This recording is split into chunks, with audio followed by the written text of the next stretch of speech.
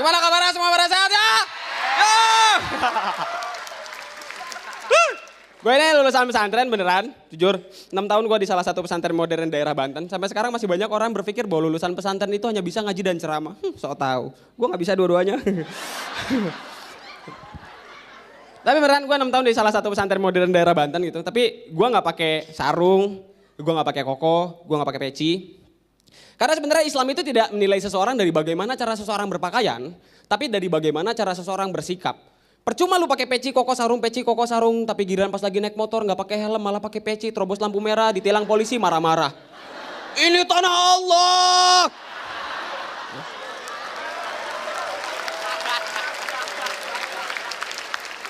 Iya Pak, ini tanah Allah Pak, tapi Bapak terobos lampu merah. Zaman Rasul gak ada lampu merah. Iya Pak, emang Pak, zaman Rasul emang gak ada lampu merah Pak. Tapi zaman Rasul juga gak ada motor 2 tak. Kalau Bapak mau terobos lampu merah jangan naik motor Pak, naik onta.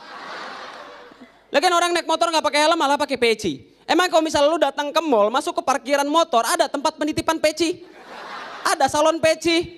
Gak ada. Lu naik motor gitu, set sampai parkiran buka, Pak dititipnya pecinya sekalian dicuci gitu. Gak ada. Orang naik motor gak pakai helm malah pakai peci. Ini orang-orang kayak gini mungkin pas lagi sholat baru dia pakai helm. Lu kalau mau pakai peci jangan naik motor. Naik karpet Aladin.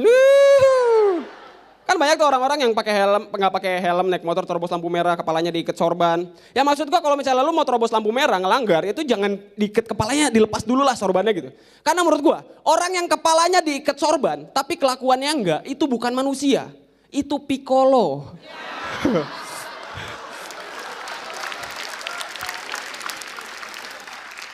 Tapi kenapa ya orang itu harus nunggu momen tertentu untuk melakukan sesuatu. Maaf-maafan, harus tunggu momen lebaran. Ya kan? Giliran belum lebaran ngomongnya, ntar aja lah minta maafnya pas lagi lebaran. Masalahnya kalau misalnya gue minta maaf sekarang, lebaran ntar gue mau ngapain gitu. Kalau gue minta maaf sekarang, masa lebaran gue cuma mau minta duit gitu. Ya maksud gue minta maaf ya bisa ke hari-hari lain kalau ngelakuin kesalahan bisa gitu. Terus saling sayang menyayangi. Kenapa harus nunggu momen Valentine? Ya kan di hari-hari biasa juga kan bisa gitu saling sayang menyayangi. Ya gue hari-hari biasa juga masih sayang kok sama mbaknya. Ketawa bukan lu nem sampingnya.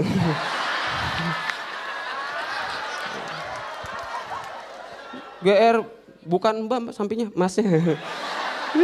Mas ganteng deh. Mas ganteng. Saya suka mas. Keluar yuk. Enggak gitu mas, kita bercanda. Saya mah gitu kalau bercanda suka serius. Yuk.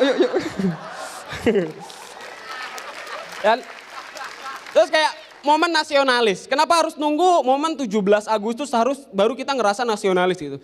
Kenapa enggak hari-hari biasa gitu. Pas 17 Agustus banyak anak sekolah gitu kan. Sekolah-sekolah ngibarin upacara bendera, ngibarin bendera merah putih. Giliran bulan-bulan biasa ngibarin bendera bukan bendera merah putih. Ngibarin bendera seleng.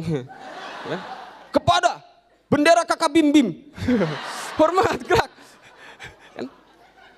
Dan biasanya kalau lagi 17 Agustus itu banyak itu lomba-lomba yang diadain ya. Itu lomba-lombanya untuk merayakan hari kemerdekaan. Tapi kalau lomba-lomba yang diadakan ini tidak mencerminkan nilai-nilai kemerdekaan. Banyak yang lomba-lomba nggak mencerminkan nilai kemerdekaan. Kayak lomba makan kerupuk. Mana nilai kemerdekaannya? Udah merdeka kok masih makan kerupuk seribuan. Ya Allah sedih amat ya. Udah gitu tangannya diikat lagi. Mana merdekanya? Ya kalau misalnya mau ngadain lomba yang kemerdekaan ini seenggaknya makanannya yang lebih mewah gitu ya. Lomba makan rendang gitu. Jadi rendang diikat, digantung, ada 3 peserta gitu. Yang pertama makan, wah curang nih, kenapa emang dagingnya alot? Satu lagi makan, wah curang nih, kenapa emang? Ini bukan daging nih, ini lengkoas.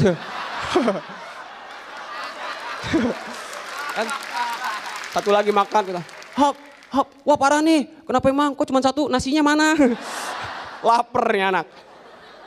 Terus kayak lomba mindahin belut dari ember ke botol. Mana nilai kemerdekaannya? Ini kok malah mencerminkan nilai-nilai penjajahan. Coba lu bayangin deh, belut lagi berenang merdeka di lumpur tiba-tiba sama manusia diculik. Masukin ke ember, pindahin ke botol, muntah tuh.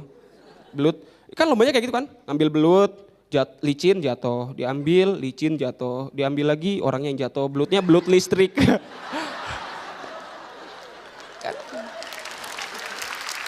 Ya kan?